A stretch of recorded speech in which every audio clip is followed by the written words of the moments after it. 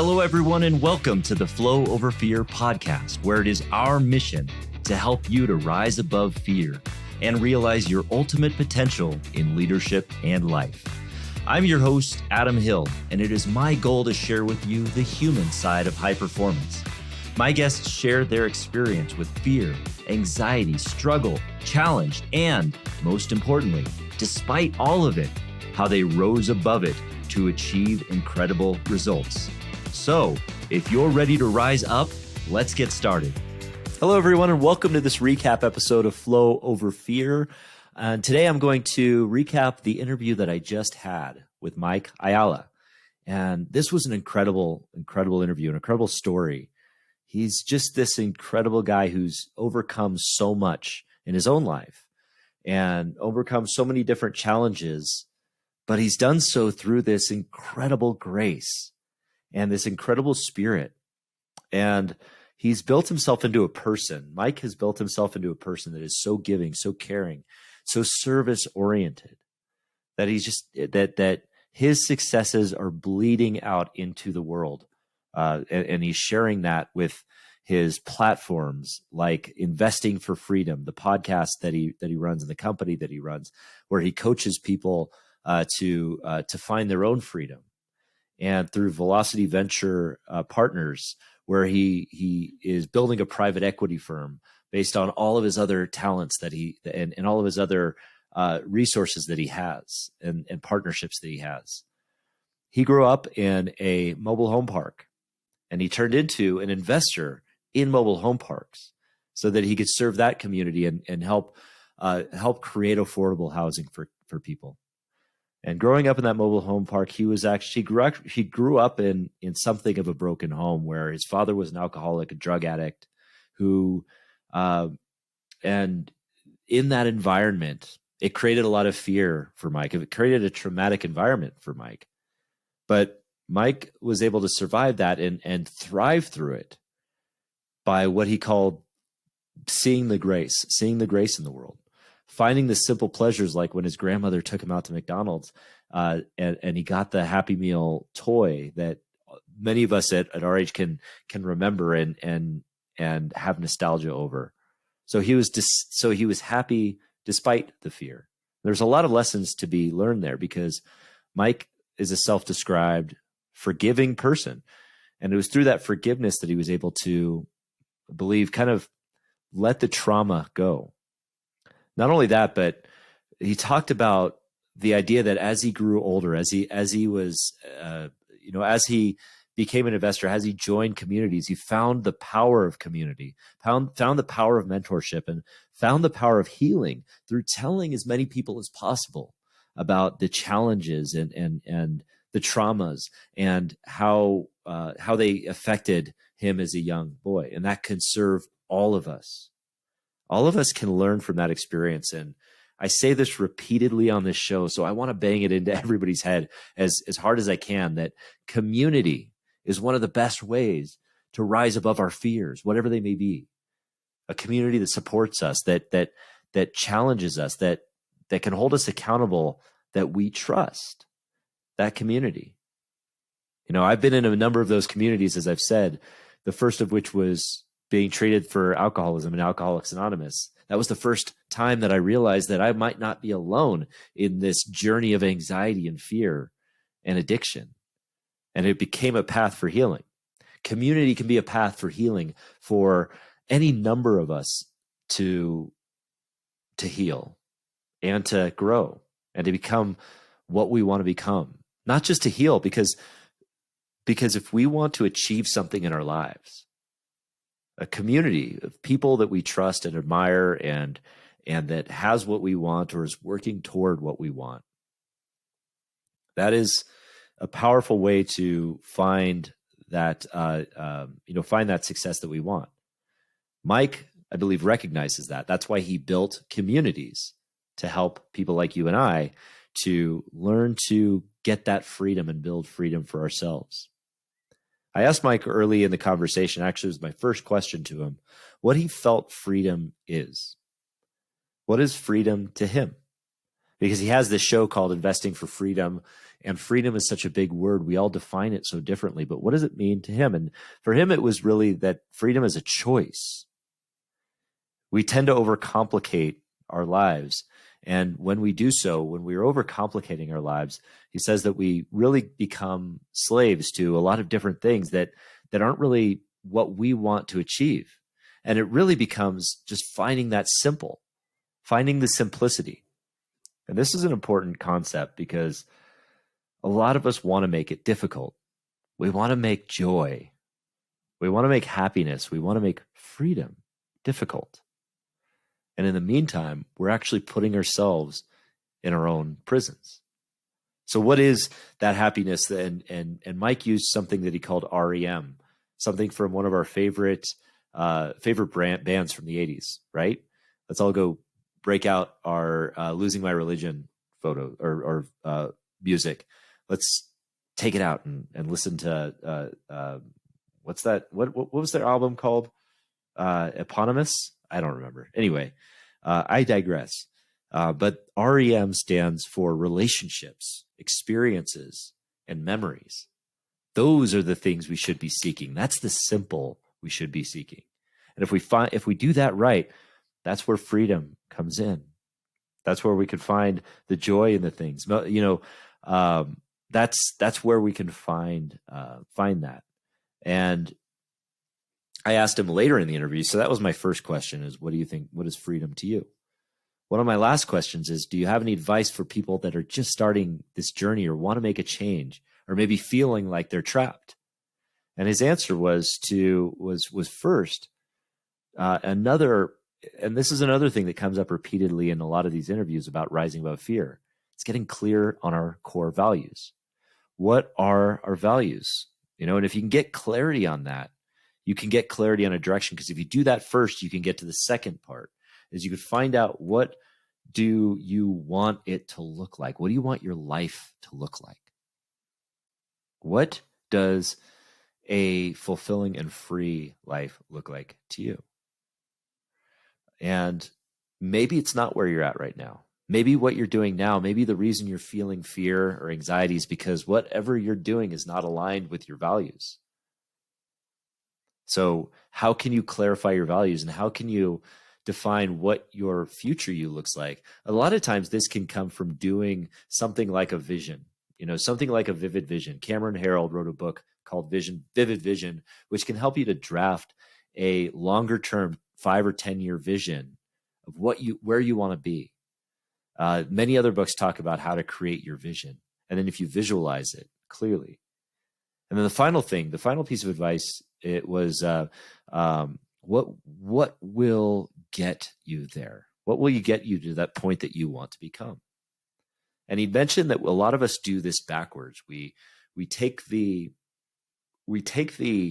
end result, like, for, say, anybody that might want to be investing, they say, we want to invest in real estate, but they do that before defining their core values. So they say that they want to make millions of dollars, or they say that they want to achieve something, but they don't define their core values first. They have to get the order of operations right. What will get you to the life that you want to design after you establish those core values? What's going to get you there? Chances are, if you do that exercise, it probably won't be money. It probably won't be, this certain success that you have visualized that is this superficial. A lot of times we choose the wrong things. We look at the wrong things that we think are going to fill us up, but when in reality, they're going against our core values.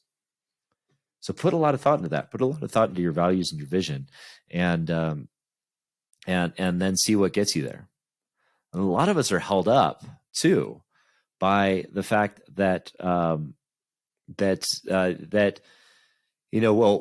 gets us there, we might not know how to do that, or we might not have good insight.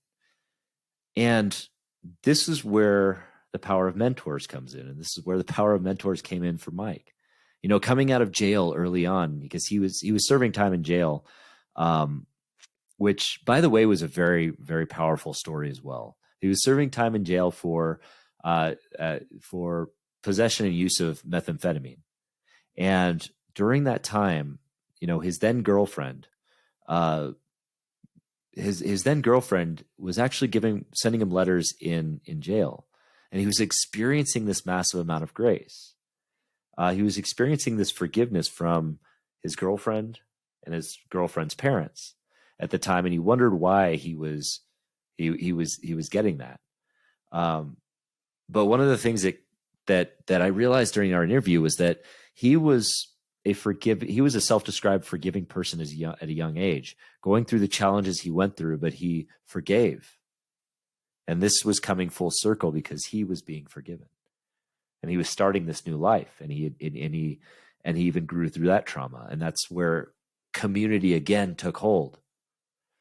But when he got out of jail, he began to, level up again through business and things like that. And that's where mentors came in to help him. That's where he found the power of mentors, the power of looking for other people that had what he wanted, and it achieved some great things. He said another gold nugget at this point, which was that really, if someone else has already done what we want, then all it takes is we just have to unpack it.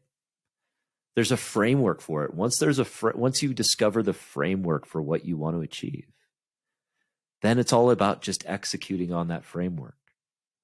I mean, it sounds simple, but it's enormously difficult. And this was also something that Mike had presented, that it doesn't get easier, but we just get better, we get wiser, we get stronger.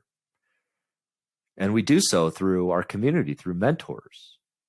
And by using these frameworks and just doing the work, just doing the steps, taking the steps and going through it, and knowing that every time we experience that fear, that we grow through it.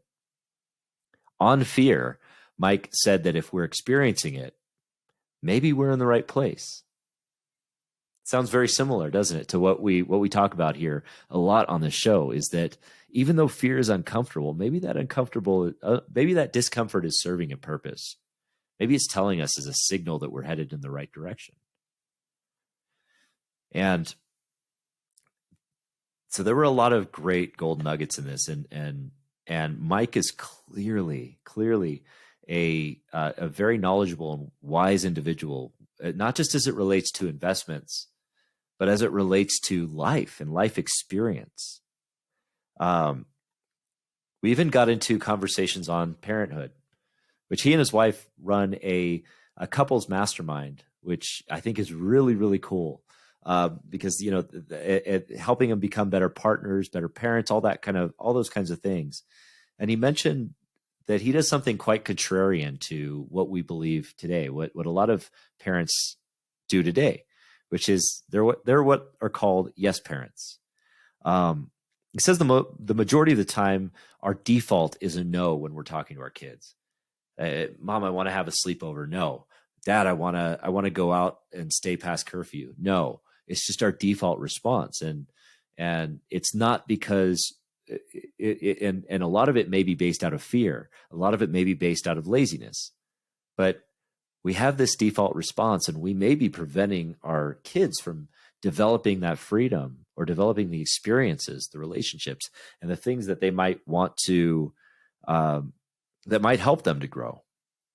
So what if we switch that around and looked at the more times that we can say yes to our kids?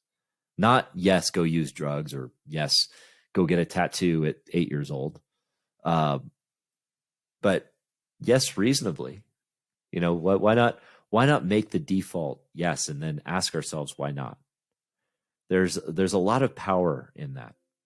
And so Mike was very knowledgeable about the family dynamics, as he has 3 adult kids of his own. And so upon asking him about the fear element, of which, I asked him, what would be a relationship with fear? And, he'd mentioned that if you're experiencing it, maybe you're headed in the right direction. I also wanted to ask him about flow. And on flow, he says what flow means to him is that it's really getting connected with what you're good at, and then just trying to do more of that. Sounds like a simple solution, right? But a lot of us get caught up in that myself included, in that thing of like, well, there's all these other tasks I have to do. I just have to get these done. What gets put off to the side is what you're really good at, what you really enjoy. And then what enters your mind? Fear, anxiety, depression, because you're not doing what you want. You lose that freedom.